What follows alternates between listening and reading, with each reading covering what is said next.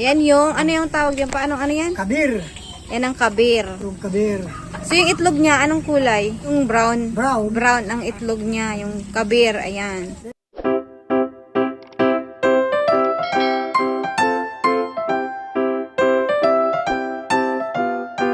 Dahil pala sugok yung puti. Mga ilang days bago Mga 7 buwan. 7 buwan, pwede nang mga itlog. Nangingitlog na yan. Mga 1 linggo, mga ilan ang itlog. Depende sa pakain. Depende sa pakain. Yun naman ang ginatawag na ducklis. Ducklis. Ayan. Yung mga ducklis yun niya. Ano, ducklis o yung mga pato? pato. Mga pato, ayan, ducklis. Pato. Pato. Yan.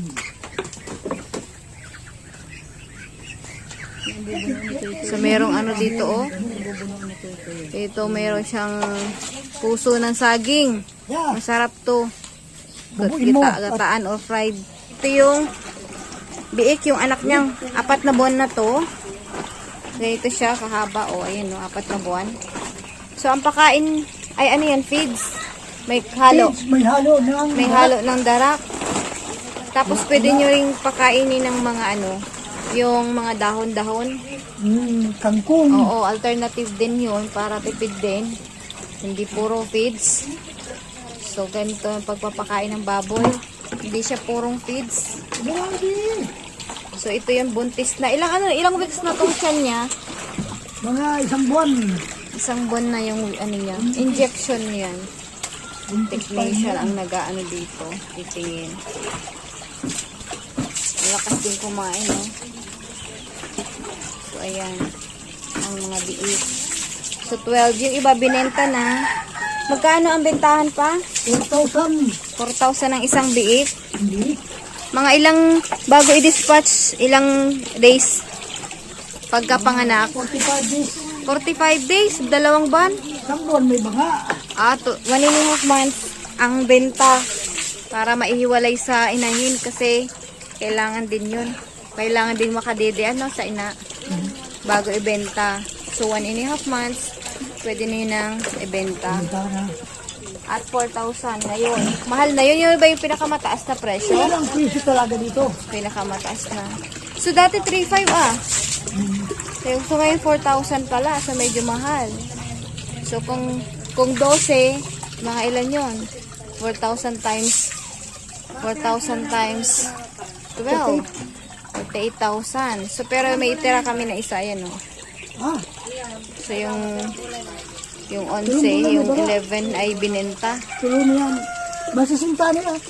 Sisinta. Anak, nangingitlog to. So, nangingitlog. Nakahiwalay ba ang nangingitlog? Ano yung pato? Nakahiwalay dapat? Kaber mo yun na lang pa. Nakahiwalay dapat ang... Ano? Hindi na ko ang pinabakal. Iyo, pwede na pansaw niyan. Hindi na ko ang pinabakal na gawa. Ito, oh. Aray, Robin pa. mo ka. Dito na dapat tuka sa yan. Nasa luwas lang yan. Ito pwede man iluwas ko. Kaya yan, baguhan pa ba? Pumaghali. So, ayan, yung bakod nila, yung yero, pinalibutan niya ng yero. So, pwede na yung alaga. Ayan. Ano yan pa? Maliliit pa. Ayan, mga ilang days yan pa? 2 buwan. 2 buwan. 60 days. At, ano ba? Ako mo nag-tama na naman. Yan ay 60 days. Aliwan mo garo ng mga... So, 12, so 60 days. Ayan. Dito lang sila umiikot-ikot. Ang puso ko na. Ito ay kakain ng Ano yung pakain mo? pinapakain. Mga kanin, yung kanin na tira. Binintan ng 10 minuwa mo. Laging 3 mil. Yung real mo. So, ang 10 pato, magkano? 3,000? 3,000 plus. 3,000, magkano? 3,000 plus. Ilang days yun? Mga 6 months. 6 months. Pero napakinabangan na ng itlog na. Dahil pa naningitlog. Ay, hindi pa nangitlog. So, sayang. 10.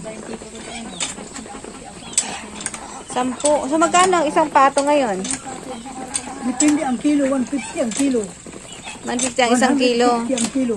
So, sa isang pato, mga ilang kilo yon? Mga isa't kalahati kilo, mga 2 kilo. 2 kilo ang isang pato. Pinaka ano na yun? 2,300 yan. Ano na yun? Kumbaga hindi siya malnourished.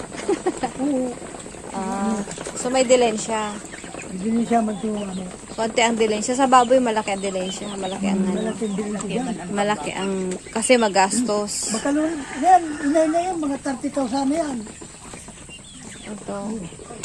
So, itong natira, anong balak ko dito? Gagawin inahin? Yun. Kasi sana, kung kapag kaya. Pag itong natira, anong balak dito sa natirang Pag yung bibili isa? yan, pag mga Gagawin inahin. bibinta yan. Ibebenta. Ang tawag niyan patinir. Fattener. Pambinta. Pag ibebenta siya, ilang months ang bintahan ng baboy? Binta ng baboy mga 3, kalahating buwan, 4, ganun. Yun yung pinaka-advisable na Pambinta. pambinta. Kasi pag sumobra sa ganong buwan, Malulugi na sa malulugi pagkain. na. Pakain. Tapos, yung laman niya, Ha? makunat na. Hindi pa, tamang-tama lang. Tama. Kaya lang, lugi na sa pakain. Hindi na yan. Kasi yung presyo, ang kilo ay, magkano ang kilo ngayon ng baboy? 160 daw. 160 daw. Sabi niya, narinig ko, 160. 170. 160 or 170. Depende sa kilo ng baboy. Pag, Oh, ang ibig kilo ng sabihin, baboy, season, 'di ba may ano din may yan? tinatawag na bracket. Pero meron ding season ng mura, yung may buwan Oo, din may na mura. May Ang bintahan, may buwan din na medyo mahal. mahal. Depende sa demand. Oo.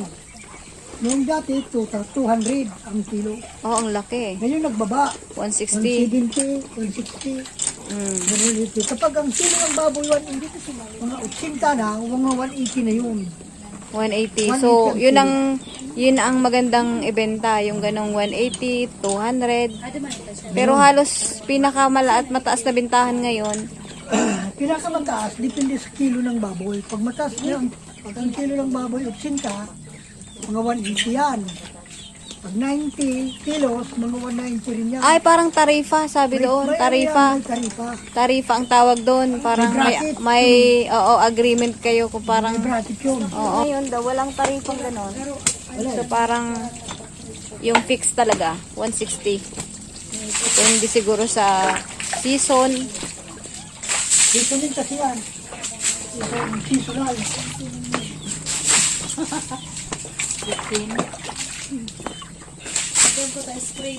Oo, alkanos. So mano-mano dito, guys. Dito Wala man pang lang. wala pang hose yung ginagamit na spray. Di bale, baka sa susunod. Mga ilang benta.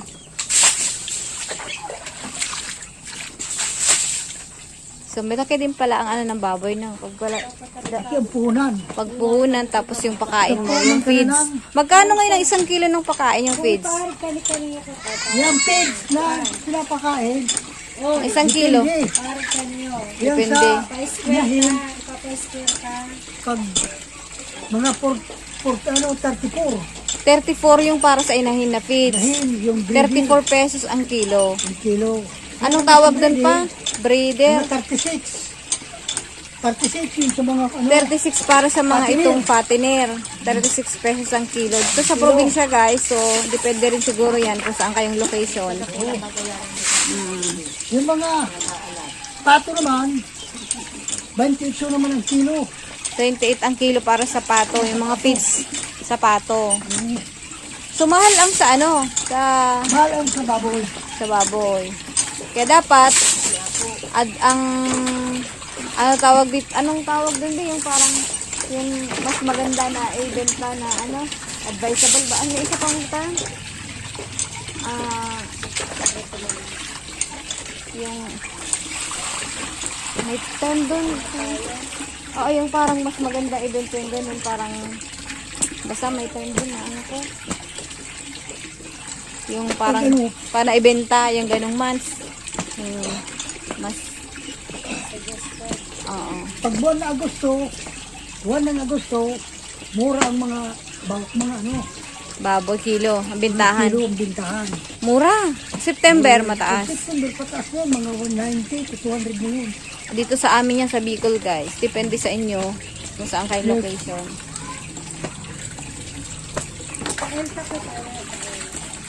Ugay. Ayan, pinili pang ano, paano nikakat. Nasa ipaasan ng bariyo, magalaga ng pukte. Ay, mga posterigi. Tapos, Diyan, apat.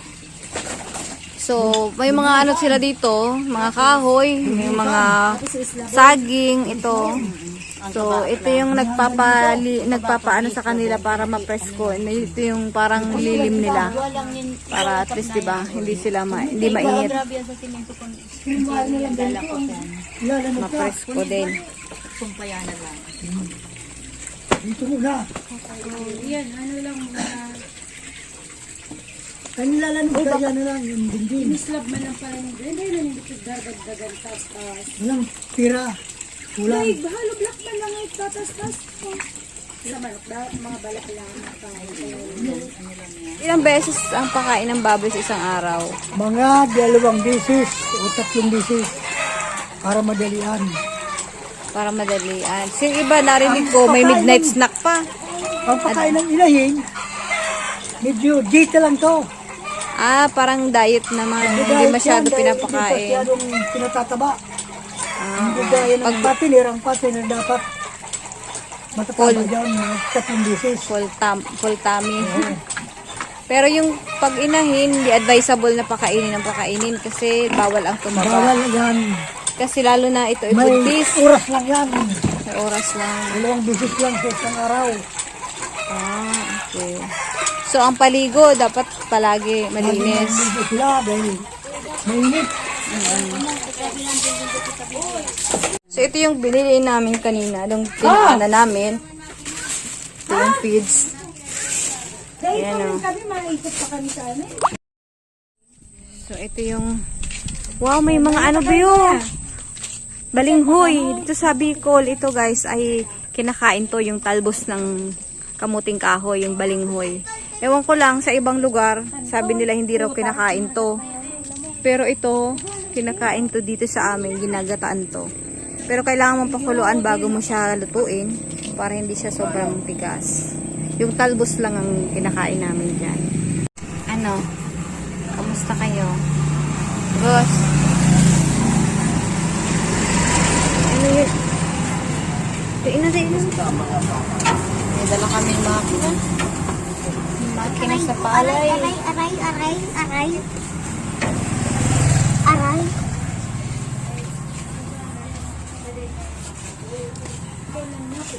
Kundo ini mo.